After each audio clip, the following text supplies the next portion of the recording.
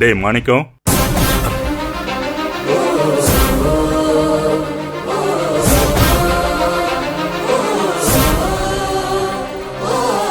எப்படிடா இருக்க? என்ன இப்படி சொல்லாம கொள்ளாம ஆதிசங்கரியோட வந்து நிக்கிறான்? என்னவா இருக்கும்? சரி, இப்போதைக்கு கோவமா இருக்கிற மாதிரியே நடிப்போம்.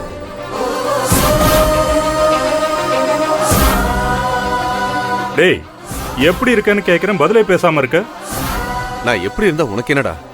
நீ நல்லா இருக்கல, அது போதாதா உனக்கு? டேய் ஏன்டா இப்படிலாம் பேசுற? நாம எல்லாருமே நல்லா இருக்கணும்னு தான் நான் நினைக்கிறேன். வீடு தேடி வந்திருக்கோம், வான்னு கூப்பிட மாட்டியா?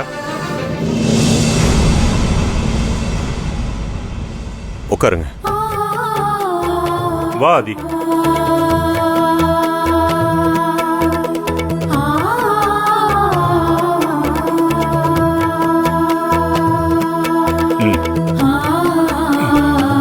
உட்கார் ஆதி.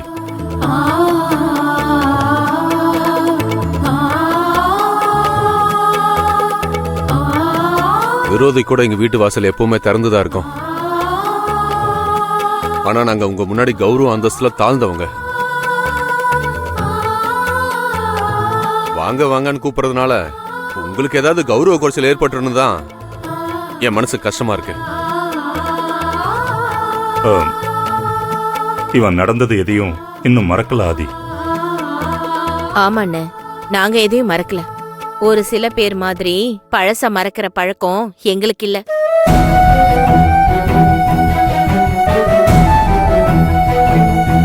உங்க 2 பேருக்கும் என் மேல வருத்தம் இருக்குன்னு எனக்கு நல்லாவே தெரியும்.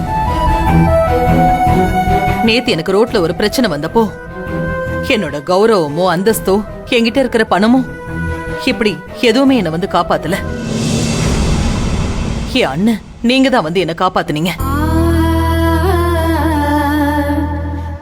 செஞ்ச நன்றியை என்னைக்குமே நாங்க மறக்கிறவங்க இல்ல கமலா. உங்களாலதான் இன்னைக்கு எங்க குடும்பம் இந்த ஊர்ல தலை நிமிர்ந்து நிக்குது. அதுக்கு ஆணி வேறா இருந்தது நீங்க தான். அதை நான் என்னைக்குமே மறக்கல. அதே சமயம் நான் இந்த ஊர்ல தலை நிமிர்ந்து நிக்கிறதுக்கு நான் கொடுத்த விலை கொஞ்சம் நஞ்சம் இல்ல.